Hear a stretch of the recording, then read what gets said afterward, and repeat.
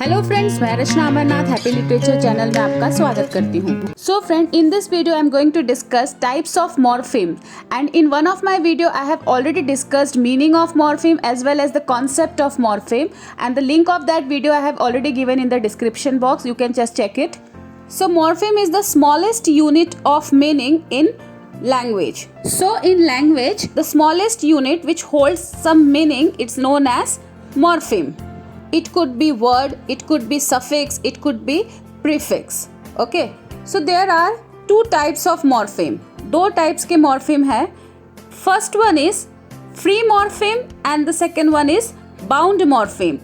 Free morpheme can stand alone with a specific meaning. इसका मतलब ये है कि कोई भी इंडिपेंडेंट वर्ड जिसका खुद का कुछ मीनिंग हो, उसे कोई प्रीफिक्स या सफिक्स की ज़रूरत नहीं है. वहीं दूसरी तरफ बाउंड मॉर्फिम जो है वो फ्री मॉर्फिम के एकदम अपोजिट है. A morpheme which cannot stand alone with meaning is known as bound morpheme. जैसे कि अगर बाउंड मॉर्फिम को किसी रूट वर्ड से अलग कर दिया जाए तो वो इंडिविजुअली उसके अंदर कोई मीनिंग नहीं रहती है.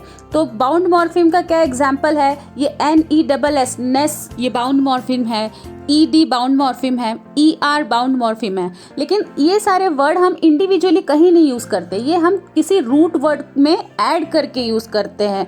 हैप्पीनेस, ठीक है. वैसे ही कम में ING यूज़ किया तो वो कमिंग बन जाएगा. बॉय में S लगा दिया तो वो बॉयज़ हो जाएगा, प्लूरल फॉर्म बन जाएगा. तो इस तरीके के सफिक्स और प्रीफिक्स को क्या कहा जाता है? Bound morpheme. तो friends, there are two types of morpheme, free morphemes and bound morphemes. अब फ्री मॉर्फिम्स के भी दो टाइप्स हैं, lexical free morphemes and functional free morphemes. In the same way bound morpheme also has two types, derivational bound morphemes and inflectional bound morphemes. Now let us discuss all four one by one. First, let's see lexical free morpheme. What is lexical free morphemes?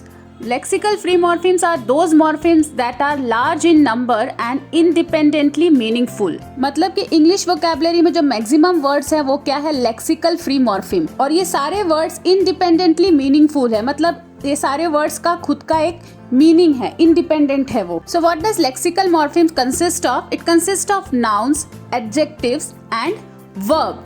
Example देखते हैं. Dog, ये क्या है? Noun है. Good, honest, ये क्या है? Adjective है. उसी तरह वर्क, वेंट, कम, ये सब वर्ब है. तो ये सारी चीजें क्या है? Lexical morphemes. Then another type of free morpheme is functional morpheme.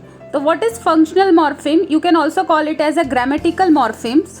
So this morpheme consists of functional words in a language such as prepositions, conjunctions, determiners, pronouns and articles. Preposition क्या है?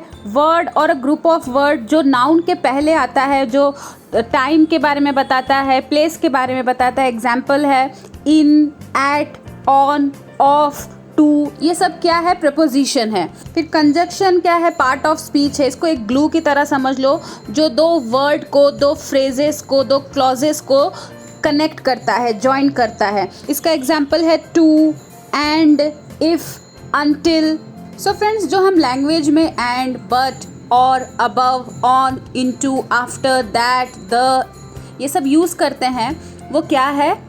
Functional morpheme. Then next we have types of bound morphemes. There are two types, derivational and inflectional morphemes. तो friends, हमने जैसे कि पहले भी discuss किया है कि जितने भी अफिक्स हैं, जो प्रीफिक्स होते हैं, सफिक्स होते हैं, इसको अफिक्स बोला जाता है. तो वो सब क्या हैं? बाउंड मॉर्फिम्स हैं. एक बार फिर से अफिक्स के कॉन्सेप्ट को क्लियर करते हैं. So affix means a group of letters attach before and after the root word. जो बेस वर्ड होता है उसके या तो बिगनिंग में ऐड होता है या फिर एंड में ऐड होता है, तो उसको क्या बोला जाता है? अफिक्स बोला जाता है. तो यहाँ पे दो अफिक्स दिया हुआ है, प्रीफिक्स और सफिक्स. तो प्रीफिक्स क्या है? जो वर्ड के पहले यूज होता है, बेस वर्ड के पहले जो अटैच होता है. जैसे कि अन लिखा हुआ है, वर्ड है अनएक्सेप्टेबल, तो जो अनएक्सेप्टेबल में अन है, UN अन है, वो प्रीफिक्स है. और जो एबल है वो क्या है? सफिक्स है. और जो एक्सेप्ट है वो है base word. So there are 5 types of affix: prefix, suffix, infix, derivational affix and inflectional affix. तो प्रीफिक्स क्या है? वो मॉर्फिम जो बेस वर्ड के पहले यूज होता है. सफिक्स वो मॉर्फिम जो बेस वर्ड के एंड में यूज होता है. और इनफिक्स जो है वो बेस वर्ड के बीच में यूज होता है, लेकिन इनफिक्स मॉर्फिम्स जो है अभी तक इंग्लिश लैंग्वेज में नहीं है। तो ये प्रीफिक्स और सफिक्स क्लियर हो गया। अब हम देखेंगे डेरिवेशनल अफिक्स और इन्फ्लेक्शनल अफिक्स। तो फ्रेंड्स, अगर आप डेरिवेशनल मॉर्फोलॉजी का कॉन्सेप्ट ढूंढ रहे हैं तो वो कोई अलग कॉन्सेप्ट नहीं है, वो भी यही सेम कॉन्सेप्ट है। तो व्हाट इज डेरिवेशनल अफिक्स और you can say derivational morphemes? Derivational morphemes makes a new words by changing their meaning or different grammatical category। इसका मतलब ये हुआ डेरिवेशनल अफिक्स जो होता है, जो मॉर्फिम्स होता है, वो अगर किसी वर्ड के साथ लग जाता है तो वर्ड का जो मीनिंग होता है वो चेंज कर देता है। तो ऐसे मॉर्फिम्स को क्या बोला जाता है? डेरिवेशनल अफिक्स, और यू कैन से डेरिवेशनल मॉर्फिम्स। इसको एक एग्जाम्पल के थ्रू समझते हैं। जैसे कि अभी हमने जाना कि डेरिवेशनल अफिक्स या फिर मॉर्फिम्स अगर किसी वर्ड के साथ ऐड होता है तो वो वर्ड का या तो मीनिंग चेंज कर देता है या तो फिर ग्रामेटिकल कैटेगरीज को चेंज कर देता है। तो ये एग्जाम्पल एक यहाँ पे है, वर्ड है काइंड। अब काइंड क्या है? एडजेक्टिव है। अब इसमें जब नेस लग गया, NESS नेस, तो इसकी कैटेगरी, ग्रामेटिकल कैटेगरी चेंज हो गई। वो क्या हो गया? नाउन हो गया। ये वर्ड क्या है? Kindness. So let's see the next example. The word is care, which is noun. Okay, and if we'll add bound morpheme, which is LESS, less. So what will be the word? It will be careless. And now careless is not a noun, but it is a adjective. अब इस word से grammatical category तो change हुआ, जो कि पहले noun था care, और अब क्या हो गया? एडजेक्टिव हो गया। लेकिन उसके साथ साथ इसका मीनिंग भी चेंज हो गया। केयर का अपोजिट हो गया, that is careless. Then next we have inflectional morpheme. Inflectional morphemes are not used to produce new words. Okay, it does not produce new words. Inflectional morpheme derivational morpheme की तरह नया words नहीं बनाता, बल्कि क्या करता है? उसके जो ग्रामर फंक्शन है वर्ड के, उसको इंडिकेट करता है। अब ये ग्रामर फंक्शन को कैसे इंडिकेट करेगा?